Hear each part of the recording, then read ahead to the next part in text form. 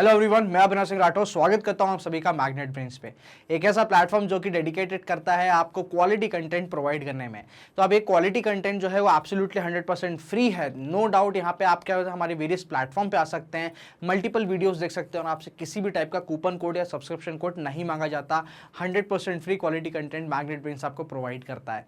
अब इस quality content के साथ साथ जो है मैग्नेट ब्रेन्स ने लॉन्च करा है हमारे बुक्स भी। जी हाँ, जो बुक्स हैं जो आपको ये दो फॉर्म में मिल सकती हैं, फिजिकल बुक्स, जी हाँ फिजिकल बुक्स भी अवेलेबल हैं, साथ साथ ई बुक्स भी अवेलेबल हैं। तो यहाँ पे क्या है, आपको रीडिंग मटेरियल नोट्स के अलावा क्या क्या मिलता है, तो मल्टीपल चॉइस क्वेश्चंस, कुछ प्रीवियस ईयर क्वेश्चंस और साथ साथ आपकी प्रैक्टिस के लिए एक्स्ट्रा क्वेश्चंस। कुछ नहीं करना है, डिस्क्रिप्शन में जो लिंक दिया गया है उस पर क्लिक करना है, फॉर्म भरना है, डिटेल्स भरिए, प्रेफरेंसेस जो है अच्छे से भरिएगा। सबमिट करने के बाद जैसी इन्फॉर्मेशन हमारे पास आती है हम तुरंत आपसे कॉन्टैक्ट करेंगे। इस वीडियो में हम बात करने वाले हैं एक ऐसे सेक्शन के बारे में जो कि बहुत रिसेंटली ऐड ऑन हुआ है क्वेश्चन पेपर्स में। जी हाँ, ये है very short answer type question. तो very short answer type questions की जब हम बात करते हैं तो ये one of the new innovations है। इसको सब्स्टिट्यूट के रूप में भी यूज करा जाता है और ये अपने आप में एक सेपरेट सेक्शन भी बनाता है। 3 से 4 क्वेश्चन के बीच में क्या है, एज अ सेपरेट सेक्शन 3 से 5 क्वेश्चन मैक्स टू मैक्स हो गए, तो आप इसमें एक्सपेक्ट कर सकते हो कितने, 3 से 5 क्वेश्चन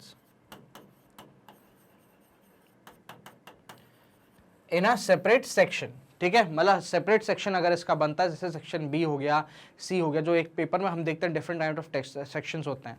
ठीक है, तो उसमें 3 से 5 क्वेश्चन जो हैं ये आप एक्सपेक्ट कर सकते हैं इस very short answer type question से। कौन सा, वेरी शॉर्ट आंसर।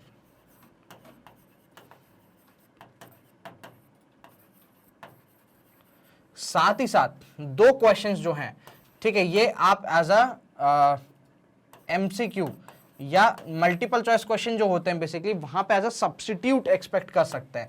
ठीक है, एज सब्स्टिट्यूट।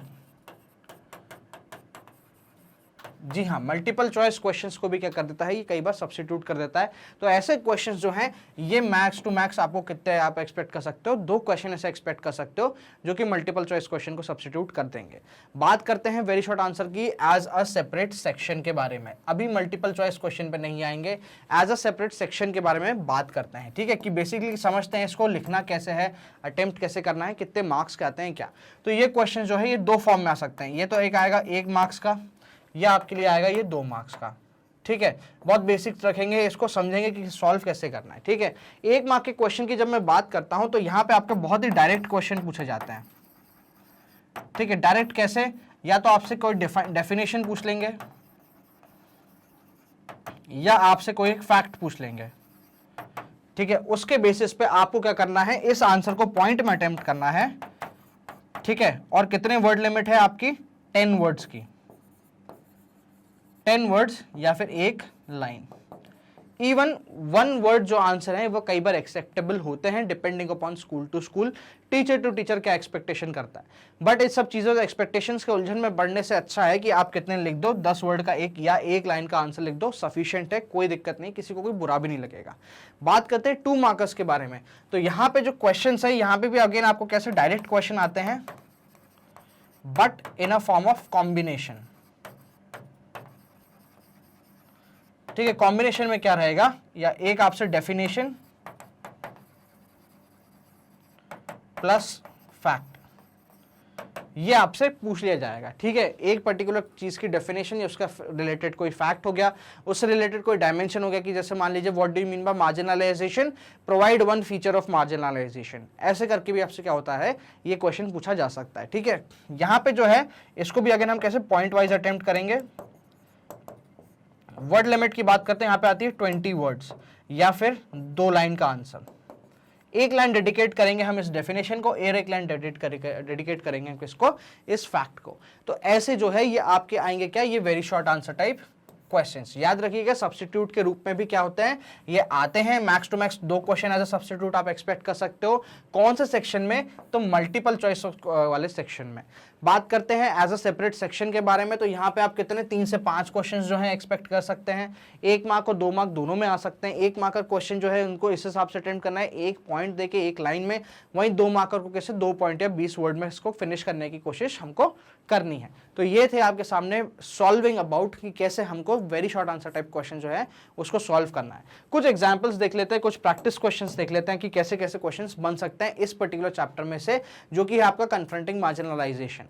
चलिए, what does Dalit refer to, बहुत सिंपल क्वेश्चन है। दलित जो टर्म है ये किसको रेफर करता है, ठीक है, हमको आंसर देना है एक लाइन में। तो वर्ड लिटरली मीन्स ब्रोकन, ठीक है, used by certain groups to highlight the centuries of discrimination, ठीक है, this term is used by certain groups to highlight the centuries of discrimination they have experienced within the caste system। ये हो जाएगा पूरा पूरा definition किस चीज का, दलित का। What does government do to promote social justice?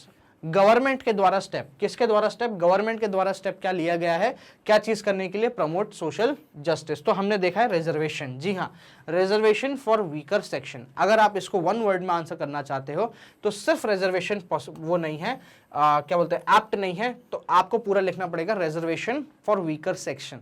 ये हो जाएगा पूरा पूरा क्या आपका कीवर्ड। कीवर्ड बेसिकली वो चीजें होती हैं जिनके बिना क्वेश्चन का या पर्टिकुलर सेंटेंस का कोई मीनिंग नहीं निकल पाता। तो अगर मैं ये चीज हटा दूं तो government provides to promote social justice, तो कोई भी मीनिंग नहीं बन रहा है, इसलिए ये हो जाता है क्या आपका कीवर्ड। कीवर्ड में भी इंपॉर्टेंट क्या हो जाएगा, वीकर सेक्शन, ठीक है, कीवर्ड में भी क्या हो जाएगा, वीकर सेक्शन। चलिए आंसर ये इसका सामने, government provides reservation for weaker section two promote social justice. Name two distinct cultural and religious groups in the country. तो टू डिस्टिंक्ट कल्चरल और रिलीजियस ग्रुप को हमको क्या करना है, बताना है। तो मुस्लिम्स हो गए हमारे और पारसीज हो गए, ठीक है, ये दो बहुत ही डिस्टिंक्ट कल्चरल और रिलीजियस ग्रुप्स हो जाते हैं हमारे इंडिया में। Name what does a manual scavenger do, manual scavenger क्या करता है, ठीक है, मैनुअल स्कैवेंजर क्या करेगा, जो भी इंसान का या जानवर का जो मल रहता है, जो एक्सक्रीशन या वेस्ट होता है, उसको कैरी करने का काम करते हैं। तो manual scavenger does the work of carrying human and animal waste और excreta. How does our constitution ensure cultural justice to minority group. Minority group की जब हम बात करते हैं तो हम पॉपुलेशन बेसिस पे देखते हैं, किस बेसिस पे देखते हैं, पॉपुलेशन के बेसिस पे देखते हैं। साथ साथ पॉपुलेशन के साथ साथ हम किसको देखते हैं, कल्चरल एस्पेक्ट, ठीक है, कि उनका एक डिस्टिंक्ट कल्चरल एस्पेक्ट भी होना चाहिए। ऐसे में हम क्या कर देते हैं, किसी एक पर्टिकुलर ग्रुप को माइनॉरिटी डिक्लेयर कर देते हैं, ठीक है। तो our constitution ensures cultural justice to minority group by granting cultural and educational rights, article number 29 और आर्टिकल नंबर 30। ये दो फंडामेंटल राइट्स जो हैं ये प्रोवाइड करी गई हैं। इनके तहत ये लिखा गया है कि अगर कोई भी जो अपना माइनॉरिटी ग्रुप है वो अपना कल्चरल इंस्टीट्यूट खोल सकता है, मेंटेन कर सकता है, राइट टू रिलीजियस फ्रीडम भी दे रखी है अलग आर्टिकल में, ठीक है। तो बट कल्चरल और एजुकेशनल राइट की बात करें तो आर्टिकल 29 और 30 की हम बात करते हैं, ठीक है। What do powerless people do against the powerful, ठीक है, यहाँ पे एजिटेशन की बात हो रही है, कैसे उनको क्या बोल देंगे, अपनी चीजें व्यक्त करें। तो पावरफुल पीपल, पावरलेस पीपल, ठीक है, attempt to overcome their situation by fighting, protesting and struggling, ठीक है, against their powerlessness and exclusion. What articles of the constitution have been used by Dalits to seek equality in society, ठीक है, यहाँ पे दलित क्या सीख कर रहे हैं, इक्वालिटी। इक्वालिटी के हमने जैसे हमने पहले भी बात करी थी, आर्टिकल नंबर कौन सा आ जाता है, 15। वहीं दलित के साथ एक बहुत इंपॉर्टेंट चीज क्या हो रही आ रही थी सोसाइटी में कास्ट बेसिस पे, अनटचेबिलिटी। तो अनटचेबिलिटी को प्रोहिबिट करने वाला आर्टिकल कौन सा है, तो आर्टिकल नंबर 17। ये दो आर्टिकल्स जो हैं कॉन्स्टिट्यूशन के, ये बहुत ही एक्सटेंसिवली यूज करे गए हैं दलित कम्युनिटी द्वारा, ताकि वो सोसाइटी में एक इक्वल स्टेटस जो है वो पा सकें। आंसर क्या जाएगा इसका कि article 15 and 17 of Indian constitution has been used by Dalit to seek equality in society. Why is Kabir's poetry sung and appreciated by Dalit and marginalized groups even today? तो ये क्या करा करते थे, ये पावरफुल आइडियाज के अगेंस्ट में बोला करते थे, इक्वालिटी ऑफ ह्यूमन बींग्स के बारे में बात करा करते थे एंड देयर लेबर। तो इसलिए क्या होता है कि कबीर के जो दोहे हैं ये आज भी क्या कर रहे हैं, काफी अप्रिशिएट करे जाते हैं। Which act was passed by the government of India in 1993?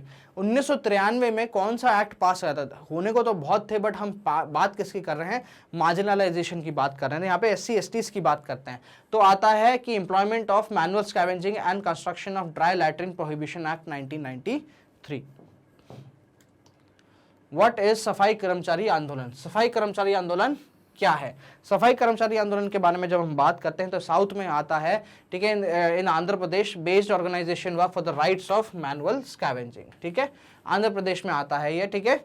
चलो आगे बढ़ते हैं। With regard to manual scavenging, what observation did the Supreme Court make? Supreme court ने मैनुअल स्कैवेंजिंग को देखते हुए क्या ऑब्जर्वेशन आता है? सुप्रीम कोर्ट ये बोलता है कि जब से लॉ आया है तब से ये एक्टिविटीज को और बढ़ गई हैं, ठीक है। Observe that the number of manual scavengers in India has increased since 1993 which prohibited it. What is governments reservation policy? ये पूछा, बहुत अच्छा क्वेश्चन है, इसको घुमा के पूरा पूछा गया कि रिजर्वेशन पॉलिसी है क्या, ठीक है। तो पॉलिसी में क्या होता है, रिजर्व सीट्स होती हैं किसमें, एजुकेशनल और गवर्नमेंट एम्प्लॉयमेंट में, किसके लिए, दलित और आदिवासी के लिए। तो ये है गवर्नमेंट की क्या रिजर्वेशन पॉलिसीज, ठीक है। स्पेसिफिकली हमको कौन सा जो गवर्नमेंट एम्प्लॉयमेंट है, ठीक है, ये हमको देखने को मिलता है आर्टिकल नंबर 16 में, ठीक है। एजुकेशन जो है ये हमको देखने को मिलता है आर्टिकल नंबर 15 में, ठीक है। चलो,